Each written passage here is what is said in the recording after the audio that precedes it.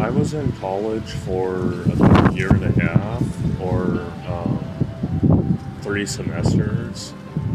And while I was in college, I mostly was just taking my general classes. So in America, when you go to college, it's almost like going through high school all over again in a way, because you have to take and this is for everyone. You have to take like math, you have to take gym classes, you have to take science, just all of your basic like classes that you would take all throughout high school. You have to take all over again in America before you can actually get to what you're going there for.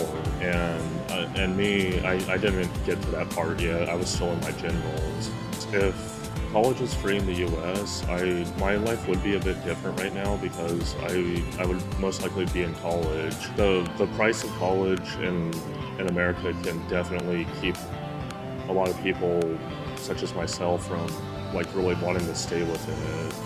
Yeah, you have to pay for books, you have to pay for parking, you have to pay for your dorms, your meals. Pretty much if you can think of it, you most likely have to pay for it.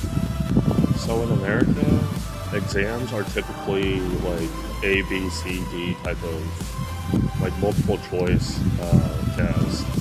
There are, and say if you're in an English class, you will have to like write essays and such, but for the most part, whenever I would have to take a test, we would be given these little like papers, and it's just like 1, 2, 3, 4, 5, 6. The next to that one, those numbers, there would be A, B, C, D, like choosing your answer for each question. Yes, attendance is always or almost always taken. So, and some teachers will even subtract from your grade at the end, or attendance will factor into your grade that you get at the end, like when the whole class is over. So, skipping a day in America is very risky, but students will still do it. The advice that I would give to an exchange student from here is be ready to walk a lot. Our campuses are huge. Another thing I would say is, again, don't be ashamed of your English or anything. And from what I've heard here, everyone speaks really good English. I mean, I can understand everyone fine. So if you're insecure about your English or anything, don't be. And also, people will love your accent.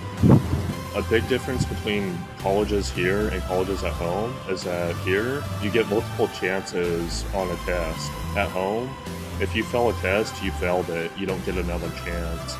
And also, and I already said this, but just the size of it, like, I don't know if they're all like this here or not, but at least from what I've seen, your colleges are all contained like within one building.